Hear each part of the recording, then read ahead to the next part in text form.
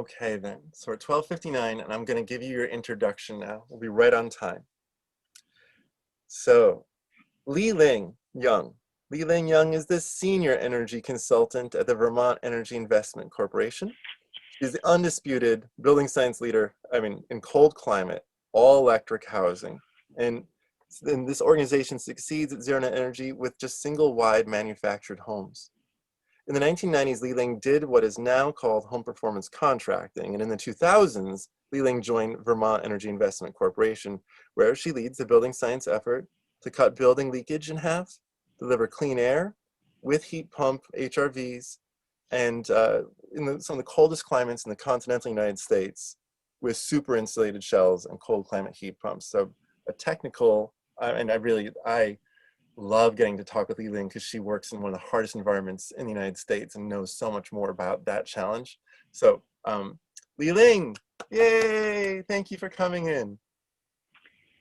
Thank you for that introduction, Sean.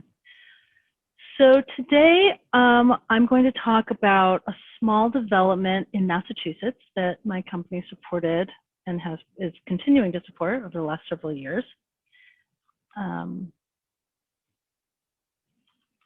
There we go. So our company, we do potential and feasibility studies around the world. Currently, I'm working with DOE to compare factory installed solar and battery storage in modular housing. So in the modular factory versus installing it on site. We run efficiency programs in a handful of states, and we are the implementers of the utility program the utility efficiency program in 3 states: Vermont, Washington, D.C., and our latest addition, Hawaii. Hawaii has now a wonderful utility efficiency program. So this is the initiative that Sean mentioned at the top there. We call these Zero Energy Modular, ZEM, and these are homes that we supported the design of in the wake of Hurricane Irene, which was 2011. And Hurricane Irene damaged hundreds of homes in Vermont, and manufactured homes represented a really large portion of the homes that were affected because oftentimes their mobile home parks are located in wet areas, so near streams, lowlands, even just, there were areas in Vermont where just hillsides sort of sheeted with water, and so many of the homes that were damaged, a disproportionate number of the homes that were damaged were manufactured homes. So we had insurance money and recovery money pouring into the state, and we at the EIC were aghast that homeowners of mobile homes really only had one choice for a replacement home, and that was, horrible HUD home. And our response was to work with a consortium of state interests to design, build, and get into the hands of low-income Vermonters in particular, all-electric modular homes with solar included. And the modular piece is really important because a HUD home has to adhere to this federal standard that HUD promulgates, and they're really not allowed to build a better home. So you just cannot find a better HUD home. It's a standard that's many decades old and hasn't been keeping up with the times in terms of what we need for energy efficiency and health and value. So the solar's included on these ZEM homes, and our purpose was more than just the energy efficiency piece. Manufactured housing is notorious for having poor air quality and also for having poor durability because the materials are generally very cheap. And so it's recognized within the industry that the service life of a manufactured home is 30 years. And so if you think about, for those of you that live in a site-built home and own your home, you think that probably someday you're either going to pass that home on to your kids or you're going to sell it for some maybe small, maybe large gain, and that you'll move to another home with the proceeds of that. And that is not something that can happen if you're a homeowner of a manufactured home. because there's no way to build equity in that kind of home. Ling, Yeah. Alice wants to know, like, why is this not changed? Why are there such poor HUD standards? You know, what's the barrier? Does it take an act of Congress? Is it the HUD administrative action? Like, why are these homes so bad in their code? Yeah, that is an interesting question. One of my colleagues, Peter Schneider, who was very closely involved in this initiative, is also involved in the nationwide effort to improve the HUD standard. And what I can gather from what he shared with me is that there are competing interests that are preventing that. However, it's part of the establishment of the manufactured housing standards that they have to update the standard periodically. And maybe that means that they're given a timeline like every 7 years or something, or maybe just that it says in the statutes that it has to be updated periodically. And they are long, long overdue, decades overdue for an update. And there's a group of states that are on the verge of suing HUD in order to force them to change the standard. But the reason why, at least some of it has to do with resistance from the industry. They recognize that their market is people who can maybe afford a $60,000 house, and they don't want to do anything to make their homes more expensive. There's also a big industry linked to manufactured housing around the financing of it.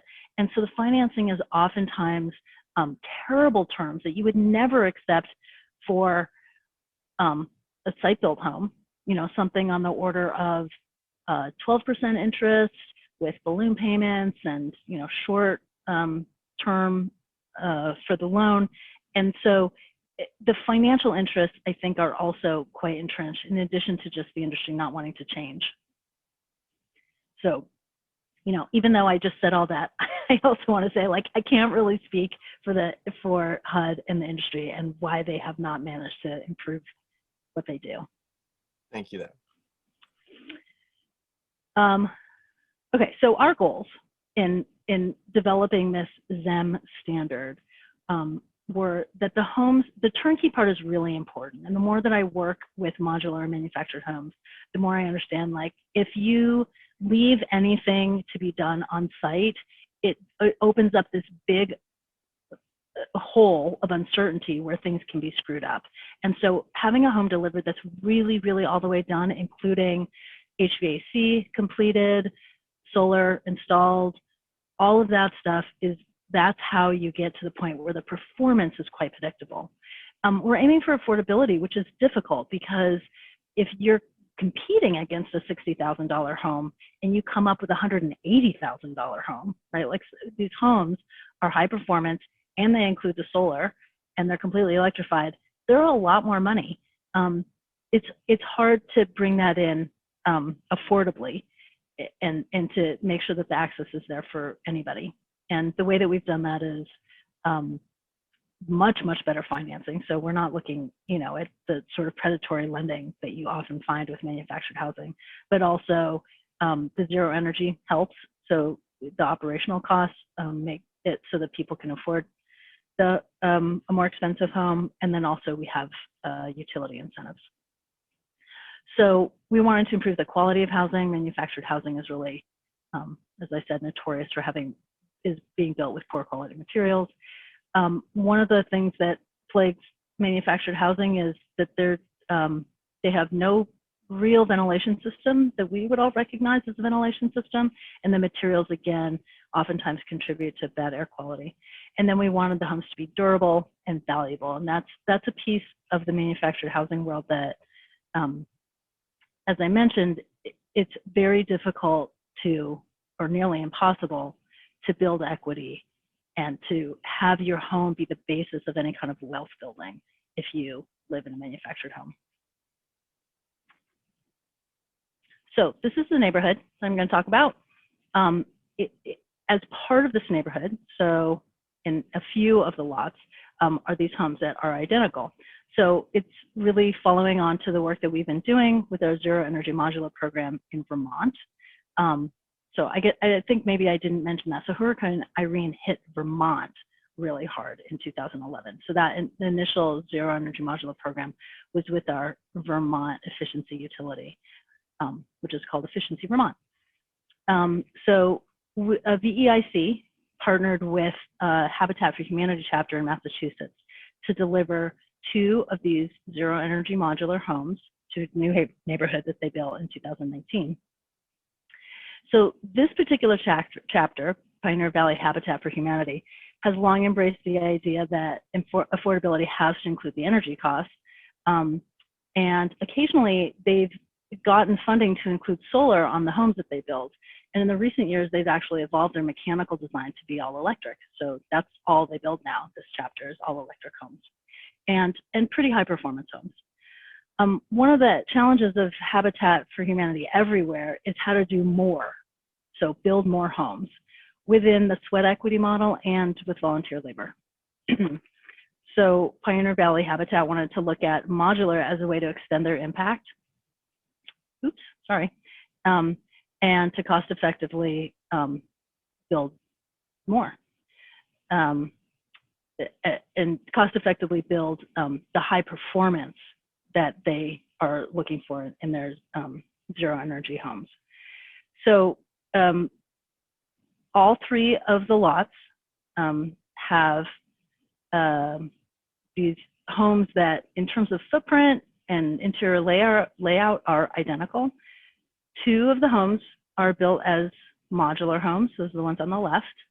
And they were shipped to the site. And the 3rd home, which is the home on the right, that's a stick-built home. Again, it's identical and almost identical to the 2 modular homes.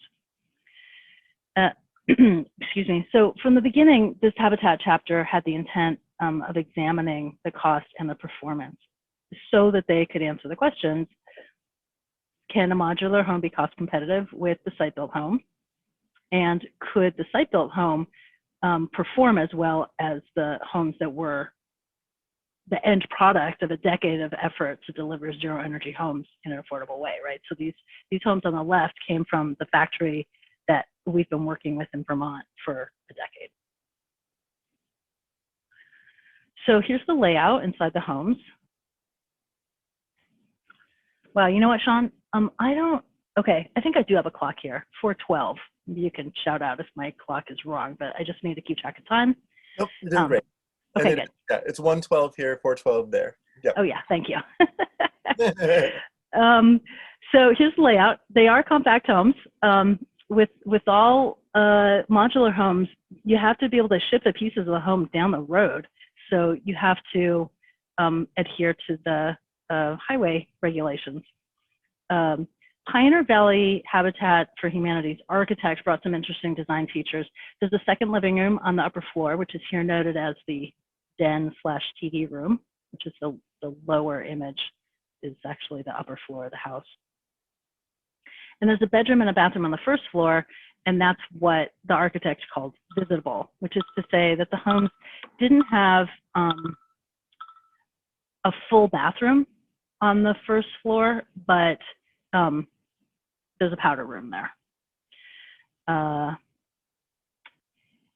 Let's see, the homes that came from the factory were built out to the drywall, and that's really different from what that factory typically does.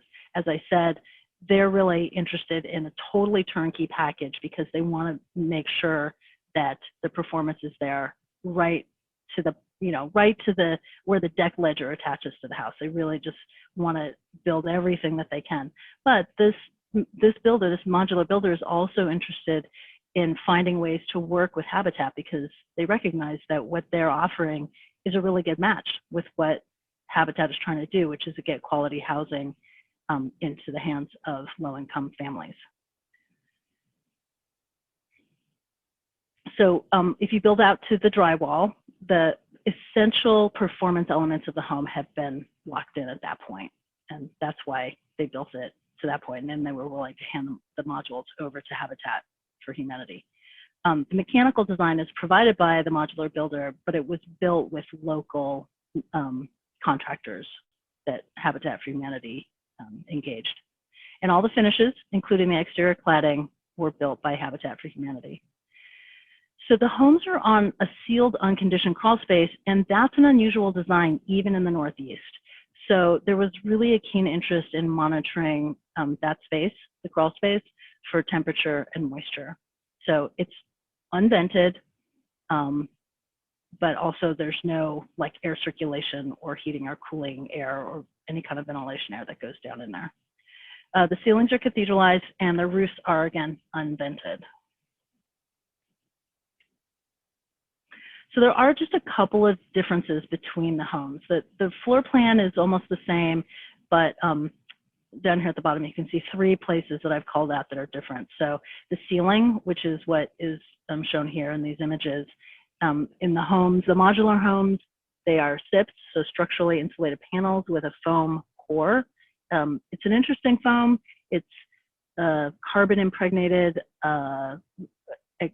expanded polystyrene, so it's a pretty benign foam in terms of climate impact, but it has, the carbon adds an extra little bit of R value per inch.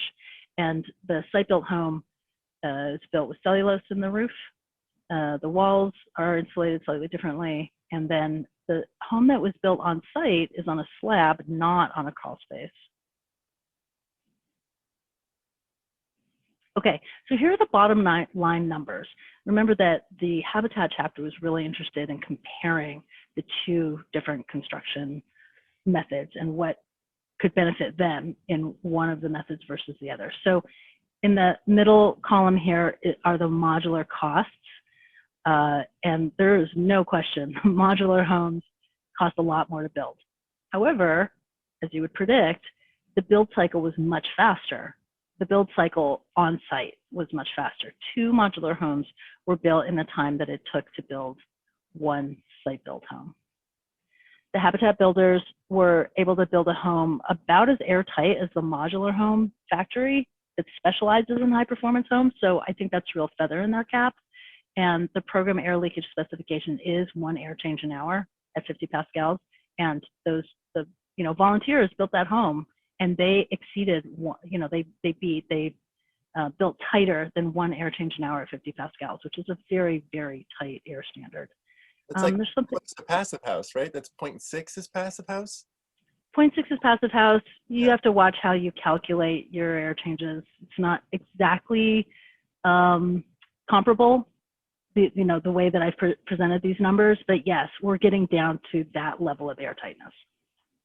Bravo. Exactly, bravo.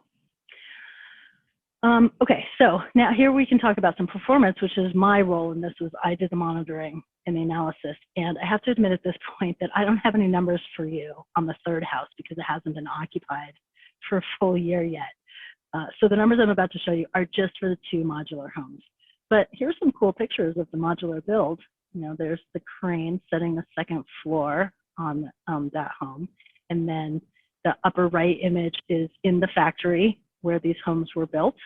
That what you're seeing there is the structural sheathing and then a strip of just membrane that holds in the insulation, and then it gets another 4-footer piece of structural sheathing down below, and then the gap between the upper and lower sheathing is where they insulate, and they insulate with blown-in fiberglass. There's no other images of the air tightness. That's too bad. I think they have some good innovations in that factory about air tightness. Okay, so here's the monitoring equipment that I'm using. We're looking at 3 different things. We're looking at energy, building durability, as represented by wood moisture content in some key places, and then we're looking at air quality. So I'm just going to pause there so people can see the devices that we're using.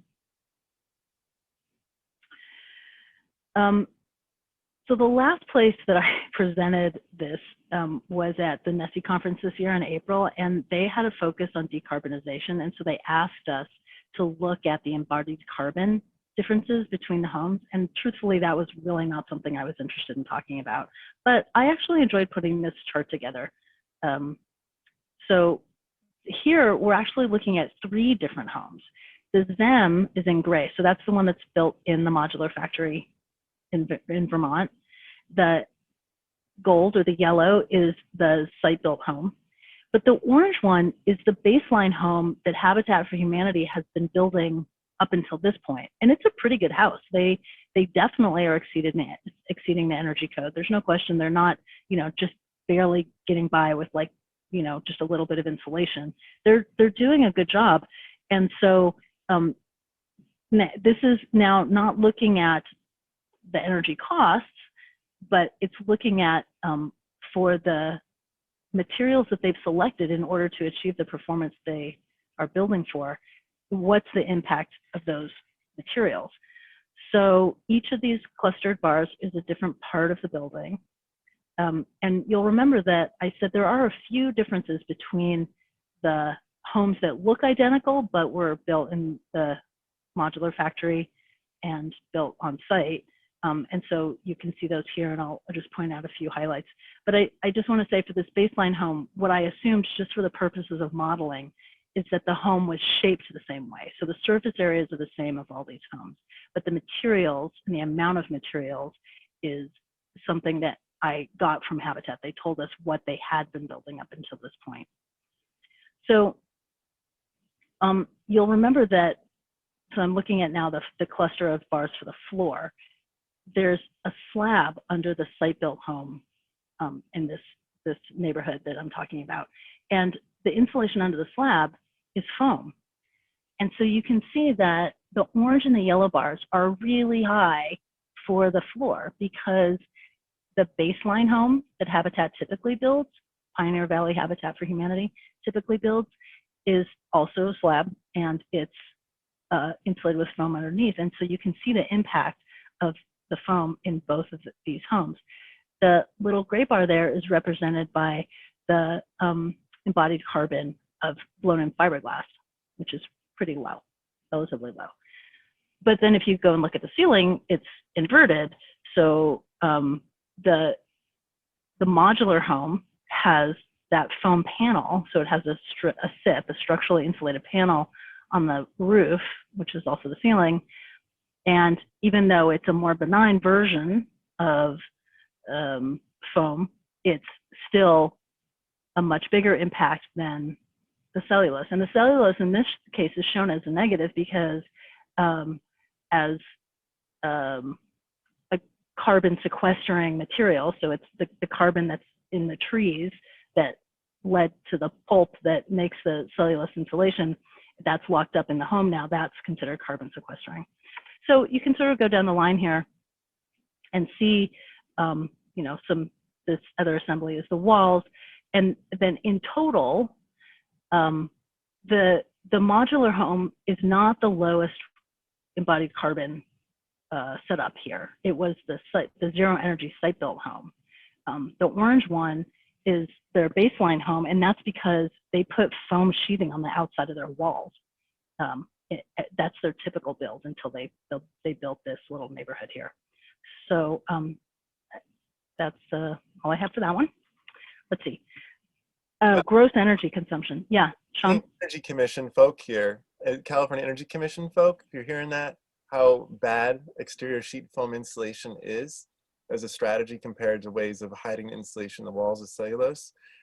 It's just a very strong push to add foam insulation to the exterior of walls in California, which I've long identified as an issue. Like, that's solid gasoline, that's really intense carbon materials. This is not the right way for immediate climate change solutions. It's not the right way to address insulation in terms of greenhouse gas impacts. So I just really appreciate you bringing that forward, and I hope people are hearing it. Thank you, Sean. And I can see that it would be very tempting in the codes to push toward designs that really suggest foam sheathing as an answer to higher levels of insulation. But I also want to point out that there are new regulations about blowing agents and foams, and even the big guys like Dow now have much more benign formulations of their product that should be coming to market really shortly. So this is somewhat of a legacy comparison here. You know, at this point, if you bought like pink board or blue board or gray board, it might look like this, but like in 6 months, it might not.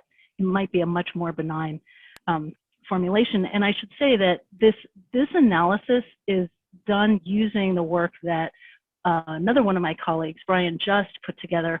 And he presented on this work and like all the numbers behind it, and how he decided to attribute all of these different materials. He presented that at NESI this year. So that's the Northeast Sustainable Energy Association. And they at some point might make all those presentations freely available. I hope they do. So there's a place that you can get a lot more information about how this analysis was done. And also, I'm pretty sure that Brian's going to present also about this information at our conference, which happens this coming February. So again, we're VEIC. Oh, and that conference is actually through Efficiency Vermont, which is our Vermont efficiency program. So if you want to know more about that, you can either contact me or tune into our conference next February at Efficiency Vermont.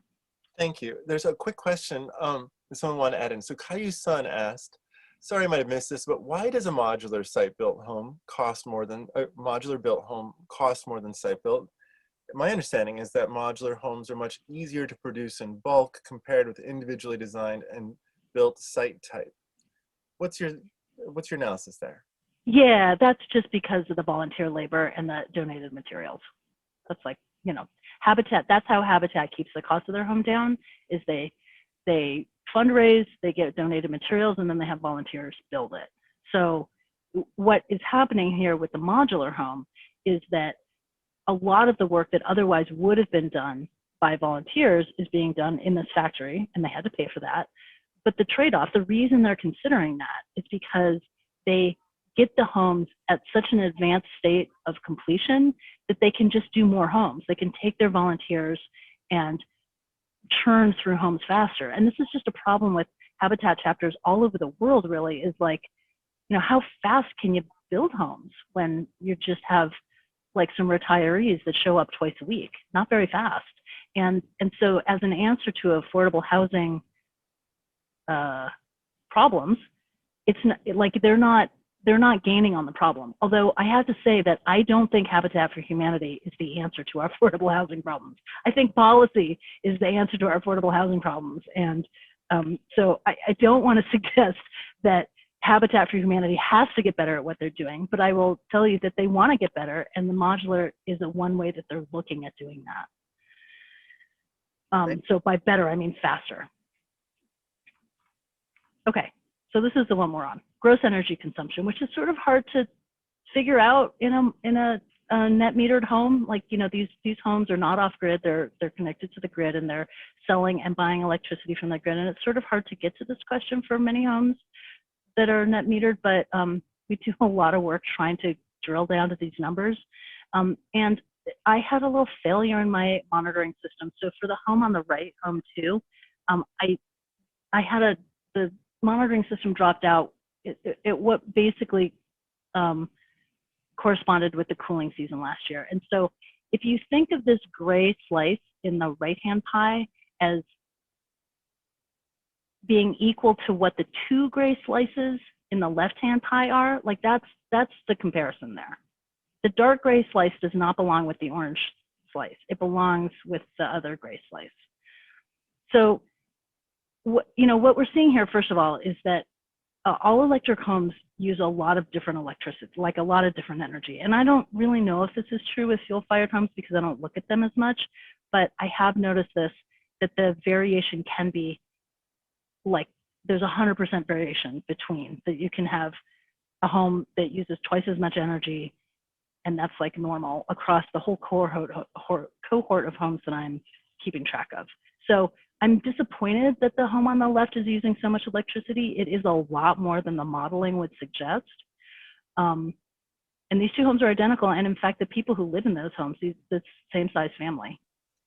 If I could Um, add there, I have studied populations of gas and electric versus electric and electric, and what I found is a consistent variation in consumption between identical apartments with the same number of people in them, and like 40 apartments, 60 apartments, where I've got data on them at once, or hundreds even now. What we see is that it's a 4-to-1 ratio over the year between the lowest and the highest consumers in the identical apartments. And any given day, it's a 10-to-1 ratio between lowest and highest consumers. And it's all very personal to each person's lifestyle and stuff that they have. It is irreducibly complex. And that is greatly, I find that so satisfying. Thank you, Sean. welcome. It blew my mind. And it's really predictable. Like one population will predict another. If identical housing, you take two different buildings, even built in different years, et cetera, across the street from each other, they predict each other perfectly if the design is within like 6%, 10%. But the variation in between households is mind-blowingly complex. Yeah. Oh, yes. Okay. So this actually, these charts really bolster that, which is to say that sure, there's a difference in the heating energy here, but the big difference is in the other category. So the two gray slices, the two gray colors, like that's where the really big difference is. And that's what Sean, you're saying, which is like, it's very personal. It's not about the building, it's about the people. So yeah, the ones on the right, this is very close to our modeled like energy use. So I feel good about that. I know I'm running late, so I'm sorry I'm talking so fast. So let's see, here we're just looking, this is what I call zero by dollars, because all these numbers here are what we're adding together to see, like, are these homes really zero energy? And again, home one, you can see that there are all these months when they have to pay an electric bill. So the dark blue bars are you pay the electricity. And that's really disappointing in a home that's designed to be zero energy. And, you know, of course, it's during the times of the year when the days are short and a little more cloudy. The green line represents the solar production in that month. So solar production is low, they have to pay an electricity bill. Solar production is high, like June here. This is just this past June. Like, these are super hot numbers. They didn't have an electricity bill. They had a credit. That's awesome. But look how many dark blue bars there are compared to home two. Home two, they're building up credit most of the year and they only have to pay a few little bills. And then the red line is the average monthly cost. If you added up all their energy costs and then you just average it over the whole year, home two has something like $17 and home, you know, one has something like $85. So it's, again, I'm disappointed. But here's sort of an interesting thing about these homes is that see how the difference in these yellow bars. The yellow bar is the, whoops, that's not what I want to point out. The blue bar. The blue bar is the solar production. And you saw the photo of the neighborhood. These homes are literally side by side, facing the same way, with the same roof area, the same solar size, the same, you know, connected watts on the roof. And they have this pretty substantial production difference. And that's because home two is shaded.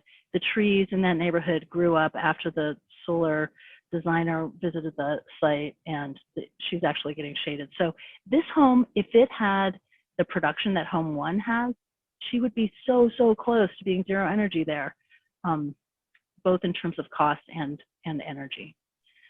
Hey, Ling, we have an extra 15 minutes in our schedule and have already checked in with Wei Tai, your next presenter. You're welcome to talk for until 1:45 if you have the slides. We have it in our time, and I want people to see what you're showing. Okay, I think I only have one more slide. Oh, okay. And then I'll take questions if there are questions. No, I have 2 more slides, but it goes quick. So these are charts out of the monitoring system we have on the ventilation. So the ventilation is the serve, and it's made by Build Equinox, and it has onboard diagnostics when it's, you know, just uploading to the cloud all the time. And I just chose a day. You can see that this is actually, it's not a day, it's a week. I just picked a week last winter, just picked one to just show you what it's telling us about the air quality in the homes. This is, I think, a metric that they made up, which is can't remember what they call this metric, but it's actually, it's a combination of how polluted the air is and how long it endures. So how long that level of pollution is affecting the inside of the home. And if the black dot was in the green bullseye, then it would be like really super exceptional air quality all the time. And it's in the yellow, which is to say it's good air quality. The homes never go into the red. These homes are in a pine forest. And what we found is that the VOCs, as measured by this, the onboard diagnostics and the ventilation system, are always really high, and they are not affected by ventilating. So you cannot bring the VOCs in the home down by ventilating. And what we think is happening is that the off-gassing from the pine trees, so like what we would think of as pine scent, is registering as a VOC, and the ventilation system is trying to ventilate for that. So it would trigger on this like high VOCs in the home and ventilate more. It was over-ventilating the homes. We felt like it was an energy burden, making the air too dry. So we turned off the VOC sensor, and now it ventilates less, but it's always showing high VOCs in the house. And so what would be happening in these homes if you sort of discount the fact that they have high VOCs, which, I don't know, arguably you could say pine scent is not really a bad air quality contributor, is both of these homes, all of these homes would be in the green if you sort of discount the VOC thing. So all this is to say that they really have really great air quality in the homes. And then finally, let's see, this one really works in cold climates. I don't know if people on the phone are going to get this, or people on the in this conference are going to get this one, but these are temperatures that I'm measuring in different rooms in the house, and you can see it have all 3 bedrooms have a temperature sensor. The living room, well, the mechanical room has a temp sensor. There is, I'm pretty sure there's one in the living room. So these are just temperatures, what we're showing here. And you can see that the time frame here is a week. So what I want to ask you is, what do you think these dips in the periwinkle colored line is? And you can message Sean if you think you know what it is. I'll give you a hint. It's in the mechanical room. That's the temperature that we're measuring in the mechanical room. Jamie Jang says the heater turns on. Okay, so look at the date. So it's in the winter. This is still winter in Massachusetts. Yeah. I know it's not always still winter in California. It's in the winter. It's 70 degrees in the mechanical room, and then it drops down to 45 degrees. And it goes back up to 70, and then it drops to 60 degrees. And then there's the time when it gets like below 40 degrees in the mechanical room, but it's periodic. So it's not the heating system comes on. Is it the water heater turning on? Who said that? I said that. Sean, it's the water heater. It's a little I know. It's a little bit of cheating because Sean spends a lot of time thinking about heat pump water heaters. I mean, So but there was I wasn't cheating. No one else put anything in the, so, I mean, you know. Okay. Yes. Thank you. I win. It's awesome. But it doesn't go below freezing, and it looks like you could keep it in compressor-only mode. If it doesn't, that's right. Okay, so yeah, it doesn't go below freezing, and that would be terrible if it did. Right. But what I want to point out is the temperature recovers. And so this is for homes that don't have a basement, which right now in California, not many homes have basements, but in the Northeast, most homes do have basements. But for homes that don't, there's this pushback from designers. We can't use a heat pump water heater because where would we put it? It's going to affect temperature. It's going to be noisy in the house. It's going to make the space really cold. So what we have here is a tiny little mechanical room. It's like, I don't know, 5 feet by 7 feet or something like that. And there's a heat pump water heater in there. And yes, it does affect the temperature in that room, but then it recovers. And that's the really important part. So any designers on the phone, the temperature recovers. That's what I want to say with this. And over time, it's not getting colder and colder and colder. It's just kind of bouncing back and forth. Right. So it works. There's a little bit of, design to make that happen, but it works. This is something we do in apartment complexes, right? And people want to know, where should these things go? And I'm like, put it in the apartment, in the envelope. Pacific National Labs has studied it, VEIC has studied it, NIA has studied it, LBNL has studied it. Do it. Like, just stick it in the mechanical room. Everyone says it'll work out. Like, provides a little bit of dehumidification. In the summertime, it's free air conditioning, so it's really kind of free hot water, or differently put, so it's a significant energy benefit in the summer. And you're proving that it survives even in your crazy ass cold winter in a little mechanical room. And by the way, Luke Morton needs to get credit for this noble discovery of understanding your great data there. He too was thinking the heat pump water heater. Well done. Yes. Okay, so that's the end for my slides. Woo! That was brilliant. That was fantastic. Marie is giving you a high five. Okay, bravo. So are there any other questions? If people, Alice says yay, and Luke is laughing, not at you, I think at himself. Fantastic. Are there any other questions people want to jump in on?